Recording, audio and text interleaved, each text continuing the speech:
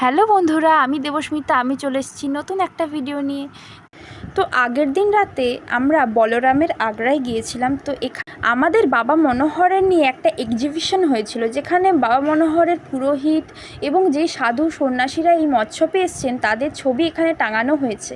এবং যেই অতিথিরা এসছে, অনেক দূর থেকে অনেক মানুষ আসে এবং বাউল গানের ছবি রয়েছে, আমাদের রাধার শ্যামের ছবি রয়েছে, ঘণ্টা, সব কিছু তুলে ধরা হয়েছে। বাবা মনোহরের মন্দির রিলেটেড আরও কয়েকটা মন্দির রিলেটেডও এখানে রয়েছে।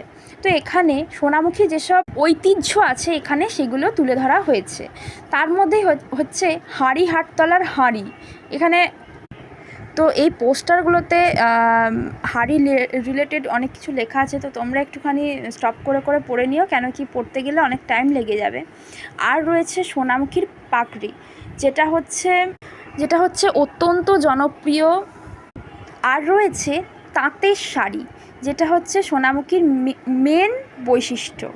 তো এখানে মানে পাগড়ি সম্বন্ধে রয়েছে, তো তোমরা একটুখানি স্টপ করে পড়ে নিও, কেন কি পড়তে গেলে অনেক টাইম লেগে যাবে। আর এখানে যা যা রান্না হচ্ছিল মনোহর তলায় আমাদের, সেগুলো এখানে ছবি তোলা হয়েছে, ছবিতে রয়েছে। আর এখানে ভাত কাড়াকাড়ির সময় যেই ভাতটা রান্না হচ্ছিল সেই সময়কারও ছবি এখানে রয়েছে, তোমরা আস্তে আস্তে দেখে নিও সেগুলো। আর জানো তো, আমরা শুধুমাত্র বলরামের আগ্রাতেই আগের দিনে গিয়েছিলাম, একটু রাত করেই বেরিয়েছিলাম। তো এটা হচ্ছে মেলাটা, প্রচুর ভিড় হয়েছিল। তো ওই বলরামের আগ্রাতেই ঘুরছিলাম আর বাচ্চাদের নাগরদোলনাগুলো দেখছিলাম, বেশ ভালোই লাগছিল। তো এখানে তো তোমরা কে কে সোনামুখী এসেছিলে মৎস্যপ দেখতে অবশ্যই জানিও, বা মৎস্যপ রিলেটেড কোনো কোয়েশ্চেন থাকলে আমাকে অবশ্যই জানাবে।